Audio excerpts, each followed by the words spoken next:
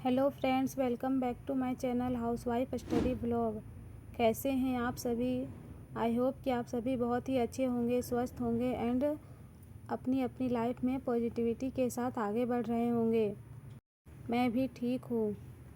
तो आज मॉर्निंग में उठकर सबसे पहले घर के सारे काम कर लिए और फिर नहा धोकर आ गई। फिर बेटी को स्कूल भी भेज दी थी रेडी करके। फिर किचन चली गई, वहाँ पर थोड़ा सा फ्रूट्स और खीर खाई। जैसा कि फ्रेंड्स आप लोगों को पता है कि कल शरद पूर्णिमा था, तो इस दिन खीर बनाकर चाँद की रोशनी में रखा जाता है और फिर सवेरे उसे खाया जाता है। तो मैंने भी कल रात में बनाकर उसे रख दिया था, बट रात में ही बारिश आ गई तो फिर मेरी सासू माँ ले आई थी और फिर घर में ही रख दी। तो उसे हम लोगों ने सुबह थोड़ा थोड़ा करके खा लिया। फिर मुझे छत जाने थे कपड़े फैलाने के लिए, क्योंकि सुबह ही फैला देने से 2-3 घंटे में सूख जाते हैं, नहीं तो फिर बहुत ज़्यादा देर धूप में रखने से कपड़ा भी ख़राब हो जाता है। ये सब तो डेली का काम है, लेकिन कभी कभी शूट कर लेती हूँ ताकि आप लोगों को दिखा सकूँ कि मैं हाउसवाइफ होकर इतनी मेहनत से स्टडी कर रही हूँ और अपने लक्ष्य की प्राप्ति के लिए आगे बढ़ रही हूँ। फिर छत में थोड़ा सा मसाला दी थी सूखने के लिए, एक बार में ही पीस कर रख देती हूँ, जिससे 1 मंथ तो आराम से चल जाता है। फिर डायरेक्ट किचन आ गई, यहाँ पर रोटी और भुजिया बना रही थी। सुबह नाश्ते में थोड़ी मदद हो जाती है, सासू माँ रोटी बेल कर दे देती है तो मैं बस उसे सेक लेती हूँ। अकेले करने से ज़्यादा बर्डन लगता है, ऐसे मिलकर करने से उतना काम नहीं होता। फ्रेंड्स आप लोगों की स्टडी कैसी चल रही है, आप लोग प्लीज़ मुझे ज़रूर कमेंट करके बताइए। मैं आप लोगों के सारे कमेंट पढ़ती हूँ और उसका रिप्लाई भी ज़रूर देती हूँ।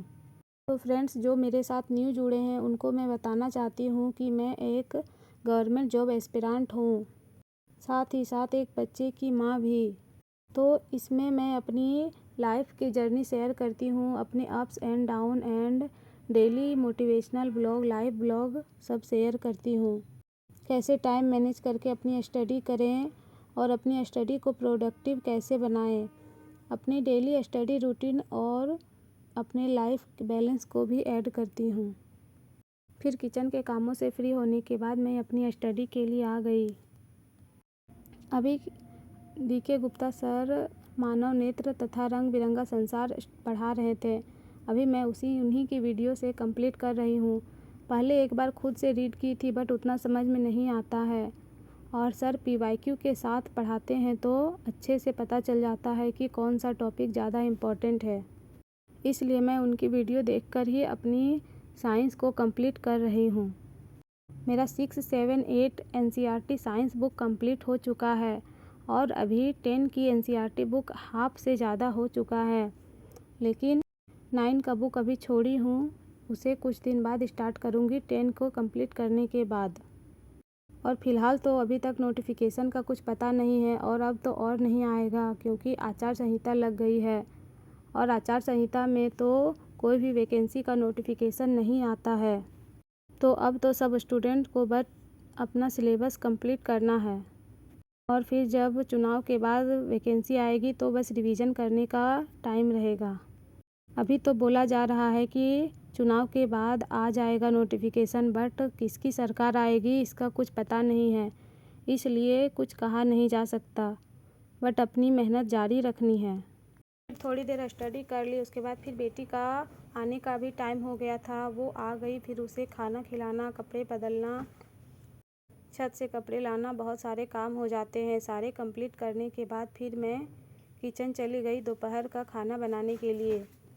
एक माँ होने के नाते मेरी प्राथमिकता मेरे बच्चे को और परिवार की देखभाल करना भी है, लेकिन मैं अपने सपनों को भी पूरा करना चाहती हूँ, इसलिए अपने डेली टाइम निकाल कर पढ़ाई करती हूँ और अपने लक्ष्यों को प्राप्त करने के लिए कड़ी मेहनत कर रही हूँ। और हस्बैंड भी यहाँ पर साथ में नहीं रहते, वो बाहर में प्राइवेट जॉब करते हैं और घर में फिर बच्चे को देखना और भी काम नहीं है, इसलिए मैं अपनी स्टडी को ही कंटिन्यू कर रही हूँ। अगर नहीं भी पढ़ाई करूँगी तो भी दिन निकल ही जाएगा, बट स्टडी करने से थोड़ा माइंड रिलैक्स रहता है, क्योंकि मुझे शुरू से पढ़ने की आदत रही है। बीच में कुछ टाइम पढ़ाई छूट गई थी, बट मैंने फिर से अभी रेगुलर स्टार्ट किया है अपनी स्टडी को। शादी हो जाने के बाद थोड़ा सा पढ़ाई तो डिस्टर्ब होता है, बट एक बार कंसिस्टेंसी आ जाए तो फिर छोड़ने का मन नहीं करता, जो मैं अभी फेस कर रही हूँ। यहाँ पर मेरा खाना बन गया था, उसके बाद फिर इधर भुजिया बन रहा था और चावल दाल बन चुका था। फिर खाना खाने के बाद किचन की सफाई करना भी ज़रूरी है, क्योंकि पूरा किचन फैल जाता है। एक बार धो देने से फिर फ्रेश लगता है, इसलिए खाना बनाने के बाद डेली अपनी किचन की सफाई कर लेती हूँ। एक हाउसवाइफ और गवर्नमेंट जॉब एस्पिरेंट की तैयारी बहुत ही मुश्किल है, बट नामुमकिन नहीं, इसलिए अपनी स्टडी को ज़रूर कंटिन्यू करें। कोई भी हाउसवाइफ को अपनी स्टडी ज़रूर करनी चाहिए, नहीं तो कुछ तो ज़रूर करना चाहिए ताकि वो अपने पैरों पर खड़ा हो पाए। तो आज का व्लॉग बस इतना ही। कल फिर मिलती हूँ कुछ नई बातों के साथ और कुछ नई एनर्जी के साथ। तब तक के लिए